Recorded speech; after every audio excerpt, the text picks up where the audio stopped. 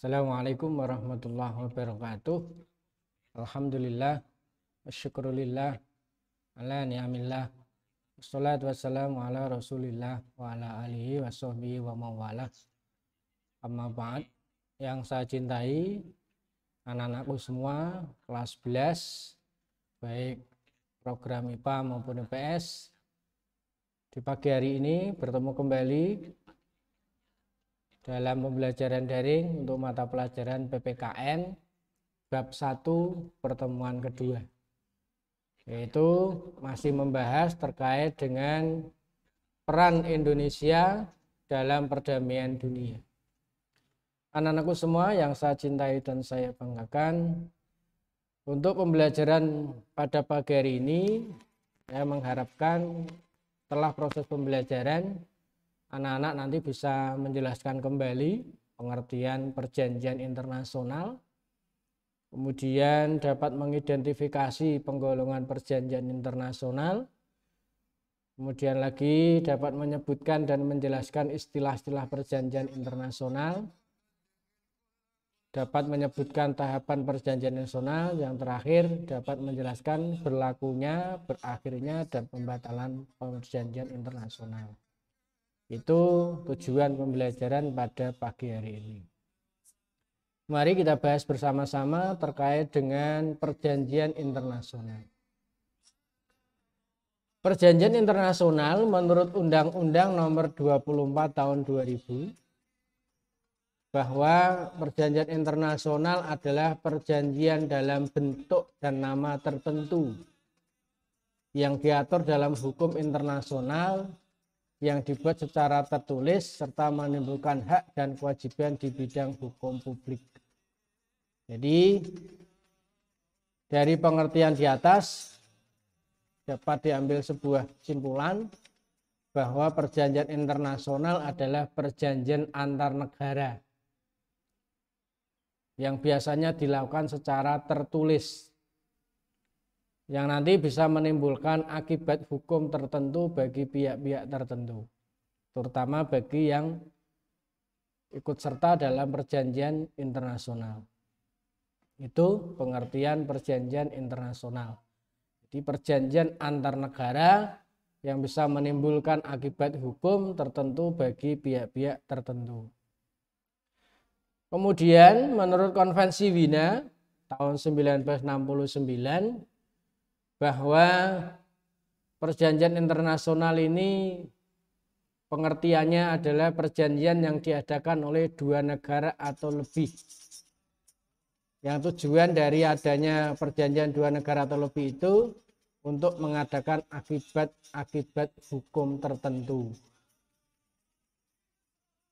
Itu menurut Konvensi Wina tahun 1969. Sedangkan menurut Academy of Sciences of USSR bahwa perjanjian internasional adalah suatu persetujuan yang dinyatakan secara formal antara dua atau lebih negara. Di perjanjian bisa dilakukan dua negara atau lebih dari dua negara mengenai pemantapan, perubahan, atau pembatasan dari hak-hak dan kewajiban mereka secara timbal balik. Jadi menurut pendapat Academy of Sciences, ini perjanjian internasional ini menimbulkan hak-hak dan kewajiban secara timbal balik bagi yang mengadakan perjanjian. Itu pengertian dari perjanjian internasional. Kemudian yang perlu diketahui pula oleh anak-anak yaitu terkait dengan klasifikasi perjanjian internasional. Terkait dengan klasifikasi perjanjian internasional, ini dibagi menjadi 7 klasifikasi. Ada menurut jumlah pesertanya, menurut strukturnya, menurut prosesnya, menurut cara berlakunya, kemudian menurut cara berlakunya, menurut subjeknya, menurut isinya, dan menurut sifat pelaksanaan perjanjiannya. Nah, menurut jumlahnya perjanjian internasional ini dibagi menjadi dua. Jadi yang pertama perjanjian bilateral, yaitu perjanjian yang diikuti oleh dua negara. Nah, contohnya perjanjian antara Indonesia dengan Tiongkok. Contoh kecil ya, yang berhubungan dengan pembahasan tentang kewarganegaraan. Kemudian yang kedua berdasarkan jumlah pesertanya yaitu perjanjian multilateral. Nah, perjanjian antar negara yang pesertanya lebih dari dua negara, bisa 3 dan seterusnya. Nah, contohnya Konvensi Jenewa. Kemudian lagi deklarasi Bangkok membentuk ASEAN. Ini lebih dari dua negara. Kemudian berdasarkan strukturnya, perjanjian internasional ini dibagi menjadi dua pula. Yang pertama, lawmaking treaty, yaitu perjanjian yang berlaku bagi semua negara di dunia. Walaupun ada negara yang tidak ikut dalam tanda tangan, tidak menandatangani.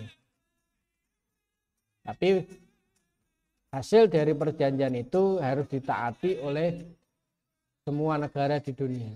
Ini contohnya Konvensi Wina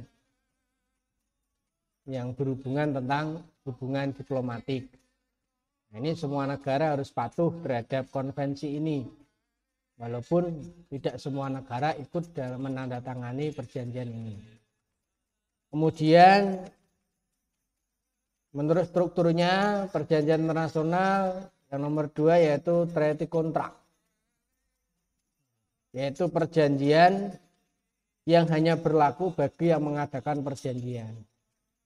Itu contohnya perjanjian bilateral antara negara Indonesia dengan Tiongkok terkait dengan kewarganegaraan. Maka itu ya berlakunya ya hanya untuk Indonesia dengan Tiongkok. Kemudian lagi berdasarkan cara berlakunya, perjanjian internasional dibagi menjadi dua. Yang pertama self-executing, yaitu perjanjian yang langsung berlaku setelah perjanjian itu disahkan oleh yang mengikuti perjanjian. Jadi negara mengutus delegasi, mengadakan perundingan, setelah itu menghasilkan sebuah keputusan. Keputusan itu dibawa pulang dan disahkan oleh negara yang mengikuti perjanjian, kemudian itu mulai berlaku, maka itu termasuk jadi self-executing.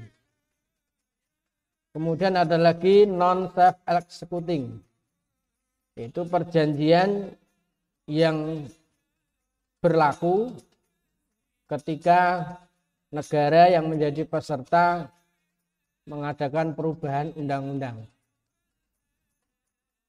Jadi prosesnya nanti harus melalui legislatif. Jadi negara mengutus delegasi mengadakan perundingan dengan negara lain, kemudian hasilnya dibawa pulang ke negara kembali, kemudian diserahkan ke badan legislatif, kemudian badan legislatif membahas ya, terkait undang-undang yang berhubungan dengan hasil perundingan itu, kemudian undang-undangnya disahkan, baru berlaku, itu namanya non-self-executing. Kalau dalam bahasanya nanti ada apa namanya, melalui ratifikasi sama. Tapi kalau ratifikasi itu hanya sekedar persetujuan, tapi kalau ini lebih jauh lagi, yaitu terkait dengan merubah undang-undang yang ada di negara yang mengikuti proses perjanjian. Kemudian berdasarkan prosesnya, perjanjian internasional ini dibagi menjadi dua, yaitu perjanjian penting dan perjanjian sederhana. Kalau perjanjian penting, ini tahapannya melalui tahapan, itu melalui perundingan, penandatanganan, dan ratifikasi. Ratifikasi ini ada dua, diratifikasi oleh lembaga eksekutif, dan ada juga yang diratifikasi oleh lembaga legislatif. Kalau eksekutif, kalau di negara Indonesia contohnya diratifikasi oleh presiden, disetujui oleh presiden. Kalau yang legislatif di Indonesia contohnya disetujui oleh DPR. Kemudian berdasarkan subjeknya, perjanjian internasional ini dibagi menjadi tiga.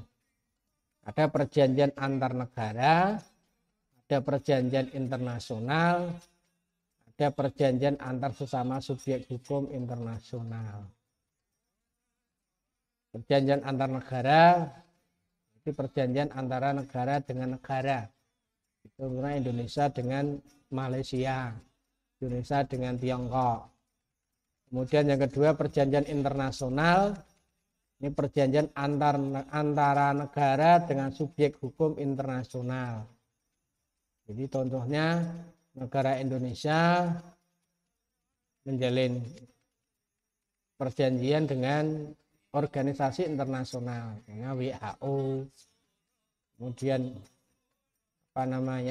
Indonesia menjalin hubungan dengan Uni Eropa. Jadi negara dengan organisasi internasional. Kemudian perjanjian antar sesama subjek hukum internasional. Jadi perjanjian antar organisasi internasional dengan organisasi internasional. Ini contohnya ASEAN dengan Uni Eropa. Itu contoh dari klasifikasi berdasarkan subjeknya. Kemudian ada lagi berdasarkan isinya. Berdasarkan isinya ya sesuai dengan aspek kehidupan. Bisa bidang politik, bisa bidang ekonomi, bisa hukum, bisa kaitannya dengan perbatasan, bisa kaitannya dengan kesehatan. Kemudian yang selanjutnya adalah istilah-istilah lain yang digunakan dalam perjanjian internasional. Jadi ada banyak istilah yang digunakan, di antaranya ada traktat, ada konvensi, ada protokol, ada persetujuan atau agreement, ada perikatan, ada proses, ada piagam, ada deklarasi, ada lagi modus vivendi, ada pertukaran nota, ada charter, ada fakta. Harapkan anak-anak juga tahu definisi istilah-istilah itu. Jadi anak-anak bisa mencari informasi terkait dengan istilah-istilah yang digunakan untuk menyebutkan perjanjian internasional. Jadi ada 15 istilah. Dan masing-masing istilah itu mengandung pengertian yang berbeda-beda. Contoh yang seringkali ada ya traktat. Ini perjanjian paling formal yang merupakan persetujuan dari dua negara atau lebih. Ini biasanya berhubungan dengan bidang politik dan bidang ekonomi. Ada lagi konvensi, persetujuan formal yang bersifat multilateral dan tidak berurusan dengan kebijakan tingkat tinggi. Jadi biasanya konvensi yang mengikuti ya perwakilan negara. Jadi tidak kepala negara karena tingkatannya tidak perjanjian tingkat tinggi. Kemudian ada lagi protokol, persetujuan yang tidak resmi.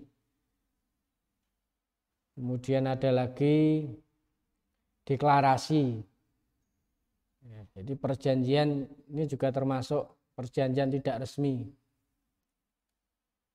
Kemudian ada lagi fakta. Ini perjanjian yang lebih khusus. Biasanya fakta ini membutuhkan ratifikasi.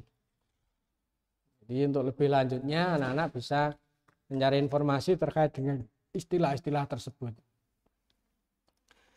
Kemudian yang selanjutnya adalah tahapan pembuatan perjanjian internasional.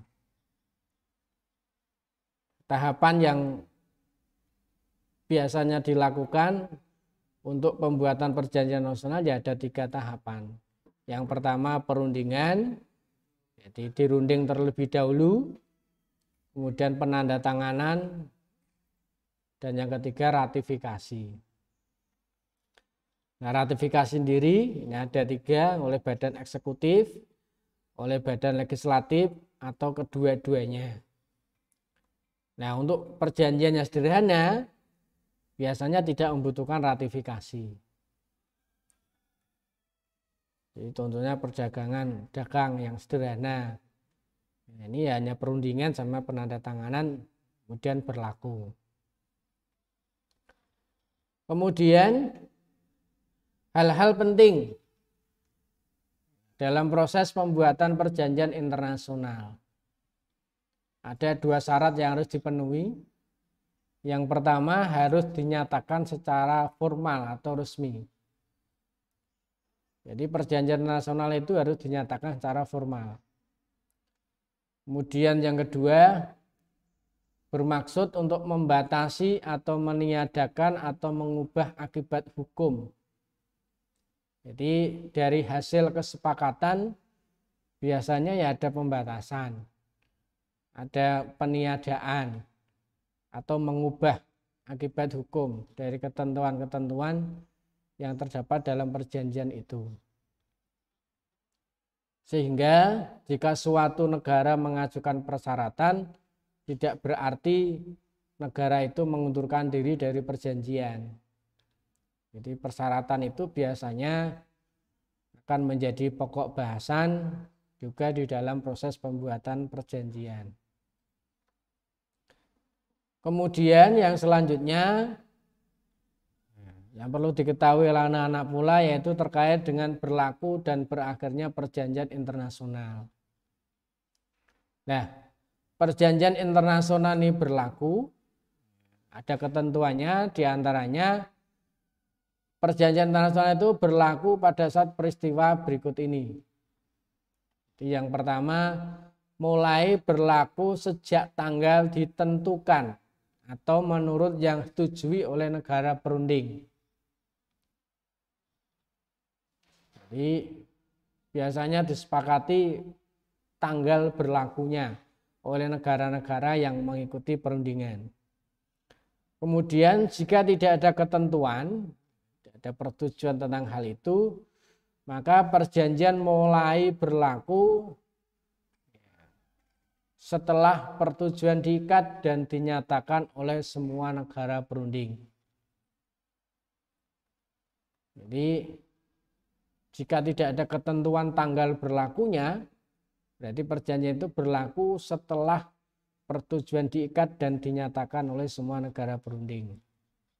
Jadi masing-masing negara yang mengikuti perundingan harus menyatakan mulai berlakunya kapan. Kemudian bila persetujuan suatu negara untuk diikat oleh perjanjian timbul setelah perjanjian itu berlaku, maka perjanjian mulai berlaku bagi negara itu pada tanggal tersebut, kecuali bila perjanjian menentukan lain. Jadi setelah suatu negara itu mengikatkan diri dalam sebuah perjanjian, maka itu berlaku. Kecuali di dalam teks perjanjian itu ada ketentuan tanggal. Ya. Maka perjanjian tersebut menentukan lain. Jadi sesuai dengan tanggal yang disetujui. Kemudian yang selanjutnya, ketentuan-ketentuan perjanjian yang mengatur pengesahan teksnya. Jadi biasanya sebuah perjanjian itu kan nanti ada teks tertulisnya yang biasanya harus ditandatangani. Setelah sepakat teksnya maka ditandatangani. Nah, setelah ditandatangani itu berarti negara itu menyatakan mengikatkan diri dalam perjanjian itu. Itu terkait dengan berlakunya perjanjian internasional. Kemudian berkaitan dengan berakhirnya perjanjian internasional. Ya, menurut Profesor Dr. Mukhtar Kusumaatmadja, sebuah perjanjian nasional ini akan berakhir apabila satu, tujuan dalam perjanjian itu telah tercapai. Kemudian masa berlaku perjanjian sudah habis. Kemudian yang ketiga, salah satu pihak yang mengikuti perjanjian musnah atau hilang atau tidak menjadi objek perjanjian lagi. Contohnya ada dua negara yang mengadakan perjanjian, kemudian negara yang satu punah, ya maka secara otomatis perjanjian internasional berakhir. Kemudian adanya perjanjian baru antara peserta yang kemudian meniadakan perjanjian yang lama.